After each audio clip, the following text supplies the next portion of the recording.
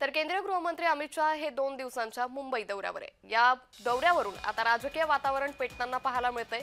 शहांनी कोणाला भेटायचं हे सांगायचा अधिकार राऊतांना नाही। भाजपचे प्रवक्ते नवनाथ बन यांनी राऊतांना प्रत्युत्तर दिलं, कारण संजय राऊतांनी आजच्या पत्रकार परिषदेत मराठा आंदोलकांना ढेकूण म्हणायचा नालायकपणा केलाय। यापूर्वीही संजय राऊतांनी मराठा समाजाच्या शांततापूर्ण मोर्चांना मुकमोर्चा म्हणत त्यांचा अपमान केला होता। तर शहांनी कुणाला भेटायचं आणि कुणाला नाही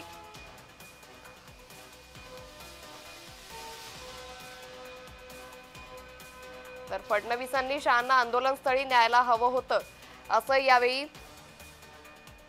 संजय राऊत यांनी ही टीका केलेली। आणि अमित शाह यांच्या दौऱ्यावरती संजय राऊतांनी ही टीका केली, तर संजय राऊतांच्या या टीकेवर नवनाथ बन यांनी प्रत्युत्तर दिले।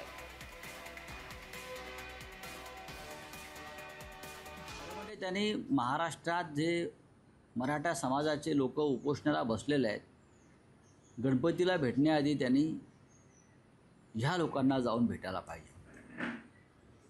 देवेंद्र फडणवीस यांनी अमित शहा यांना मनोज जरांगे पाटील यांच्यासमोर न्यायला पाहिजे होतं। काही हरकत नाही, हजारो लोक जर बसले आहेत तिथे, तुम्ही नेते आहात ना, तुम्ही देशाचे गृहमंत्री आहात, तुमच्या अखत्यारीमध्ये हा विषय येतो हे माहिती आहे का? हा विषय जो आहे आरक्षणाचा, हा गृह मंत्रालयाच्या अखत्यारीत येतो। केंद्रीय गृहमंत्री अमित भाई शहा यांनी कुणाला भेटायचं आणि कुणाला भेटायचं नाही याचा सल्ला देण्याचा अधिकार संजय राऊत यांना नाहीये। संजय राऊत तुमच्यामध्ये एवढीच खुमखुमी असेल तर मातोश्रीवर जाऊन उद्धव ठाकरे यांना सांगा की ओबीसी समाजातून मराठा समाजाला आरक्षण दिलं पाहिजे का।